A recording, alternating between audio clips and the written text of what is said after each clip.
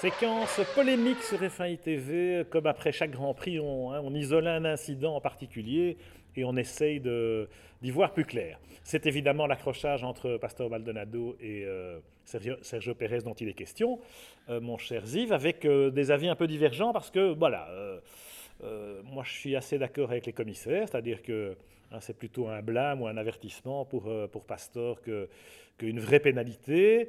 Comment vois-tu cette collision, on peut appeler ça comme ça? Bon, c'est vrai que c'est une collision et que c'est un fait de course.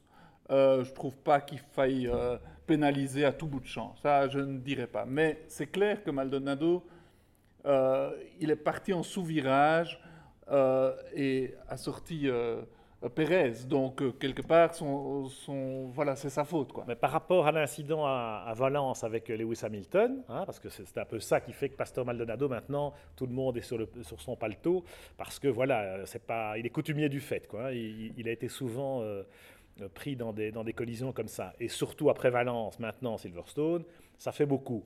À Valence, vous connaissez mon point de vue, j'ai trouvé que Hamilton l'avait vraiment envoyé hors piste et qu'après, effectivement, Pastor, en essayant de revenir sur la piste, à cheval sur la bordure, il n'avait pas de grippe, il est rentré dans Hamilton. Pour moi, c'était Hamilton, clairement, qui aurait dû être un peu plus, comment dirais-je, plus malin sur le coup à ce stade de la course. Ici, on est en début de course, avec deux pilotes qui se battent, évidemment, pour des positions importantes, avec un coup à faire peut-être pour leur écurie, pour marquer quelques gros points. Donc je peux comprendre la frustration de Pérez. Mais de là à aller insulter Maldonado, le traiter de tous les noms à la télévision, ok, à chaud, ok, il est jeune, d'accord. Mais franchement... Oui, mais le problème, Pierre, c'est que ça commence à bien faire. C'est qu'on a vu, il est agressif, il est impétueux, il sort Grosjean, il sort Hamilton, il sort Pérez. Maintenant, ça commence à bien faire. Si ça avait été un incident isolé, je suis d'accord. Mais là, bon, Pérez fait une manœuvre magnifique, il le passe par l'extérieur, et l'autre monte sur la bordure, part en sous-virage et le sort. Il faut remettre les choses dans leur contexte. Il sort des stands. C'est une accumulation. Il sort des stands. Pastor, en tout cas, vient de changer de pneu. Donc, il est encore en pneu froid. Pérez utilise le DRS, ok, il passe, il freine sur l'extérieur, mais est-ce qu'il est vraiment devant? Il ne peut pas se rabattre, il ne peut pas se rabattre, parce qu'il sait que Maldonado est encore là. Maldonado, il défend sa position. Alors il freine tard, il rentre un peu en vrac dans le virage, d'accord, avec des pneus froids, ce qui fait qu'il perd l'adhérence. Ce que Pérez ne fait pas, c'est lui laisser la place. Pérez ferme la porte en disant le virage est à moi. Et en faisant ça, il prend le risque d'un contact. La preuve, il y en a eu un. Regardez la même manœuvre, même endroit, entre Alonso et Weber en fin de course. Alonso, il laisse la place à Weber. Il laisse juste la place à Weber. Et il passe. Oui, mais c'est ce que je voulais dire. C'est qu'il y a une différence. On voit la différence de classe entre Alonso Weber et Maldonado. Pérez. Peut-être, oui, parce que mais non. Mais il takes two to tango. Oui, mais il est clair qu'il y en a un des deux qui se loupe. Et si Alonso s'était loupé lors du dépassement de Weber, il était aussi dedans, mais il ne s'est pas loupé. Et voilà la différence. Alonso ne s'est pas loupé, mais il a laissé la place à Weber de rentrer. Parce qu'il freine sur la partie sale de la piste, c'est jamais évident. N'oublie pas. Maintenant, je ne veux pas me faire l'avocat du diable. C'est clair que Pastor, il est un peu sauvage et il a cette réputation. Ce n'est pas par hasard.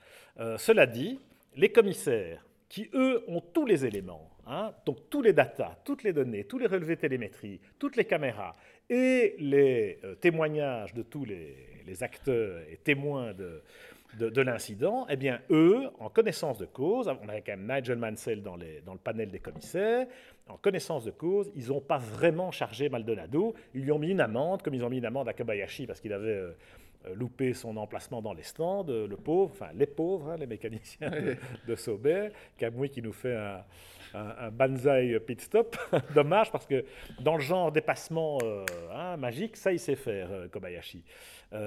Peut-être de façon plus tranchante ou plus décisive que Pérez. Voilà. Non, mais c'est clair que... Plutôt à l'intérieur qu'à l'extérieur. C'est clair que cet incident ne mérite pas la peine de mort. On en veut un peu, tu sais, des échauffourées comme ça, on a envie de les voir, et si tout était aseptisé, on ne serait pas content non plus. Maintenant, s'il faut choisir un coupable, bon, c'est Maldonado, c'est clair. Évidemment, Pastor, il a un physique à la Bob Kramer, alors évidemment, c'est lui le méchant, alors que Sergio Pérez, on lui donnerait le bon Dieu sans confession. J'imagine que le débriefing, la petite paella du soir en espagnol dans le texte a dû être intéressante dans le paddock de Silverstone. En attendant, c'est clair que Maldonado, il va être dans l'œil du cyclone et que sur les prochains Grands Prix... moi, je lui déconseille quand même sur les prochains Grands Prix de renouveler. Il a intérêt à se tenir à carreau, c'est vrai. ça, bah oui. Dommage quand même pour Williams et pour Sauber, qui sont deux teams qui franchement se battent avec des faibles moyens malgré tout, et qui ont deux pilotes, enfin même quatre pilotes, parce qu'on ne peut pas non plus jeter le bébé avec l'eau du bain. On a vu aussi bien Kobayashi que Bruno Senna étaient là pour suppléer aux carences de leurs équipiers. Voilà, il y avait de quoi mettre des gros points et malheureusement, ils n'ont pas pu le faire. Dommage parce que voilà, c'est des opportunités. Quand on voit la qualif de Maldonado, parce qu'on peut critiquer Maldonado, mais en attendant, la vitesse, elle est là, quoi. Oh, il est top pour ça. Entre 2011 et 2012, Pastor, il a vraiment monté d'un cran. Alors là, Williams, sans doute, est meilleur, mais déjà l'an dernier, il avait quand même allumé Barrichello en qualification plus souvent qu'à son tour.